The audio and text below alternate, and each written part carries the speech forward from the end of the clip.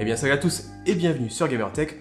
On se retrouve aujourd'hui pour parler clavier gamer, puisque je vais vous présenter le récent Fanatec Ministric. Alors on va être ici sur un clavier TKL, c'est-à-dire sans pavé numérique, qui va être principalement destiné aux amateurs de FPS, puisqu'avec son format un peu plus compact, ça permet de gagner de l'espace pour les déplacements de sa souris, ce qui sera intéressant si vous avez l'habitude de jouer avec une faible sensibilité. Au niveau des caractéristiques de ce clavier, on va donc être sur un clavier mécanique avec un interrupteur Cherry-MX version RED ou version RED Silent, donc qui sont un peu plus silencieuses.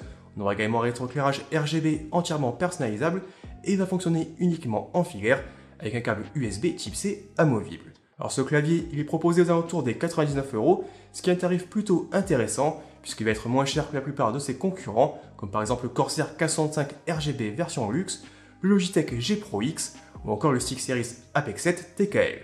Donc dans cette vidéo, je vais faire un peu le tour sur le design et l'ergonomie de ce clavier, je passerai ensuite sur ses fonctionnalités et bien sûr ses performances.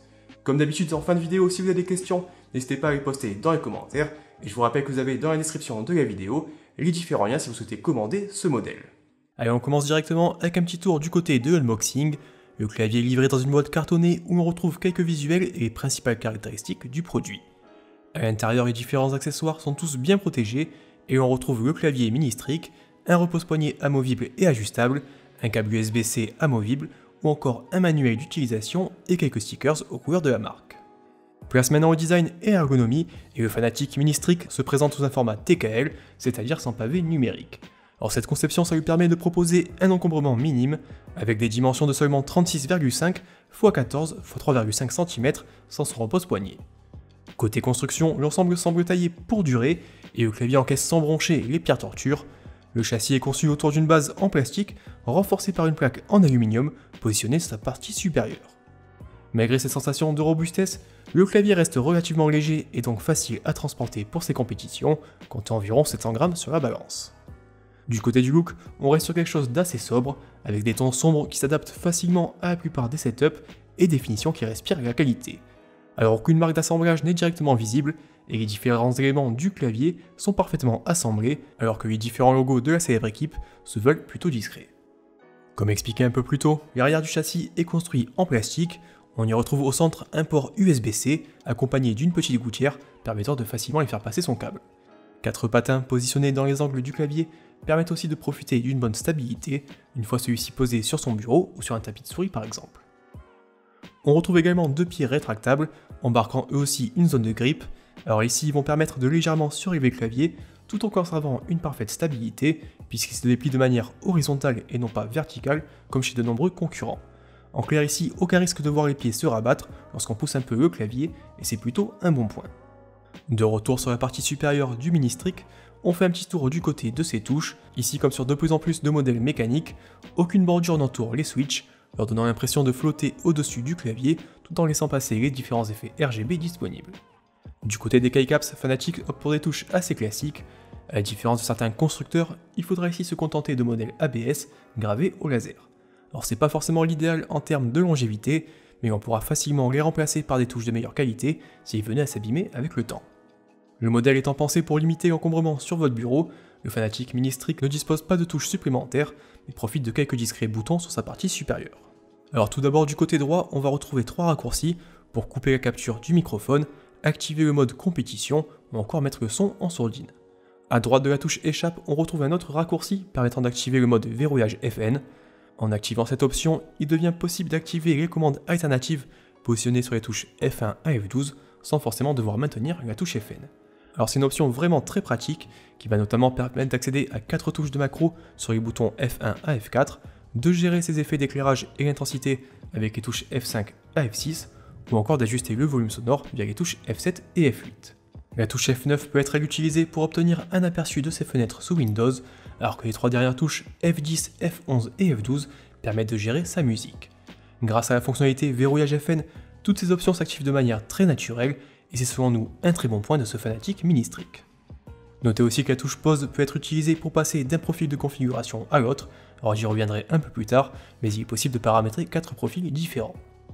Un autre point intéressant de ce clavier, c'est son repose-poignet.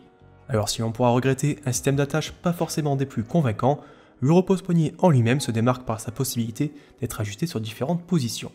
On pourra ainsi le positionner plus ou moins proche du clavier, de façon à en profiter d'un confort optimal en fonction de ses propres préférences. L'ensemble est également très agréable à l'utilisation puisqu'il dispose d'un léger rembourrage ainsi que d'un revêtement en simili-cuir légèrement texturé. Ici on est clairement au-dessus des modèles en plastique que l'on retrouve chez d'autres claviers et par exemple sur les modèles de chez Corsair. Du côté des fonctionnalités, et comme la plupart des périphériques de la marque, est compatible avec le logiciel Fanatic OP. Disponible gratuitement depuis le site du constructeur, il n'est pas nécessaire de créer un compte pour l'utiliser et il permet d'ajuster quelques options du clavier. Plutôt simple et intuitif à prendre en main, le logiciel permet de configurer jusqu'à 4 profils différents en nous laissant la main sur les effets d'éclairage, l'attribution des touches ou encore les options du mode compétition. Depuis l'onglet Lightning, on retrouve 7 effets différents permettant de configurer de manière individuelle ou collective l'éclairage de l'ensemble des touches du clavier. Les effets sont ici plutôt bien réalisés, avec la possibilité de mettre en place des dégradés de manière très simple. Le deuxième onglet permet de gérer les différentes affectations des touches du clavier. Alors ici, point intéressant, chaque touche peut être reconfigurée avec l'action ou la macro de son choix, mais également une commande alternative avec la touche FN. Alors comme pour les touches F1 à F12, les commandes disposant d'une action secondaire peuvent être directement activées sans la touche FN via le mode verrouillage FN. On peut ainsi imaginer remplacer les touches insert, début, supprimer ou fin par des macros supplémentaires par exemple.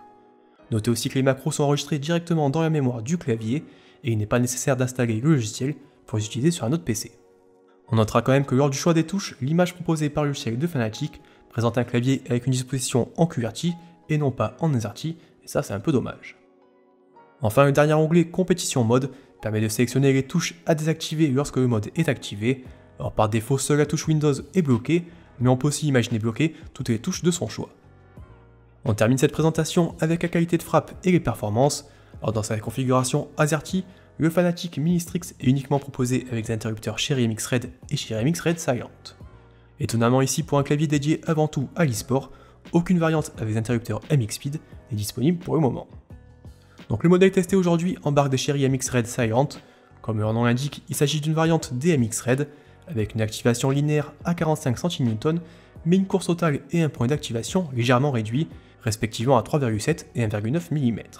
Ce changement s'explique notamment par la présence d'un petit amortisseur qui va ici limiter l'impact des touches lors de leur activation. À l'utilisation, les switches sont effectivement bien plus silencieux que des MX Red traditionnels, comme on va le voir dans un exemple juste après. Ici évidemment ça va être un réel avantage pour les joueurs qui souhaitent profiter de la réactivité d'un modèle mécanique sans pour autant faire trop de bruit et déranger les personnes qui sont autour de soi.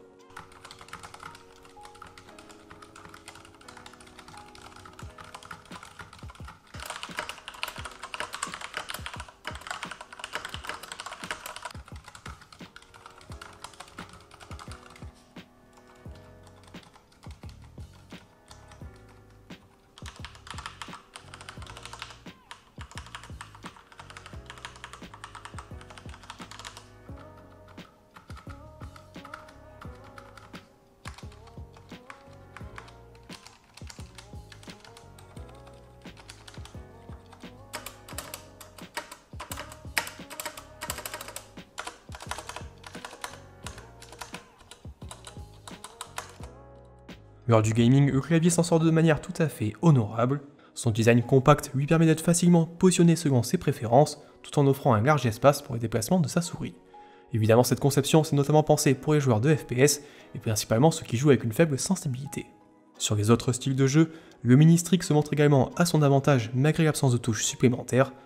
En effet, en proposant un moyen simple et efficace de remapper l'ensemble des touches du clavier, on peut profiter de nombreuses commandes supplémentaires sans forcément s'orienter vers un modèle avec une disposition de touches plus classique. Et voilà un peu ce que je pouvais vous dire aujourd'hui sur ce petit Fanatic Ministrix.